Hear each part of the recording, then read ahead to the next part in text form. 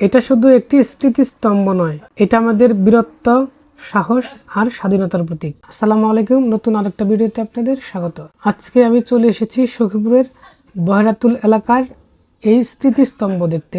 সখীপুরের বহেরাতুলে অবস্থিত ইতিহাসের এক গর্বিত নিদর্শন। মুক্তিযুদ্ধে বিশেষ অবদানের স্মরণে এই স্মৃতিস্তম্ভটি স্থাপন করা হয়। তবে মানুষ এটিকে শুধু স্মৃতিস্তম্ভ বলে না, এটাকে বলে শপথ স্তম্ভ। কারণ মুক্তিযুদ্ধের সময় বীর কাদেরিয়া বাহিনীর যোদ্ধারা এই স্থানে শপথ গ্রহণ করেছিলেন। দেশকে স্বাধীন করার অদম্য প্রত্যয় নিয়ে তারা ঝাঁপিয়ে পড়েছিলেন মুক্তিযুদ্ধে। এই স্তম্ভ আজও মনে করে দেয় বাংলার স্বাধীনতা কত ত্যাগ আর রক্তের বিনিময়ে অর্জিত। প্রতিদিন অসংখ্য মানুষ এখানে আসে ইতিহাসকে অনুভব করতে আর বীর মুক্তিযোদ্ধাদের শ্রদ্ধা জানাতে। কিন্তু দুঃখের বিষয় হলো, এই স্মৃতিস্তম্ভটি এখন অবহেলায় পড়ে আছে। দেখেন কত রকমের আগাছা জন্মেছে, এটা দেখভালের কোনো মানুষই নেই। অবহেলা নয়, সম্মানের সাথে বাসুক আমাদের ইতিহাস। বহেরাতুল শপথ স্তম্ভ। ধন্যবাদ সবাইকে।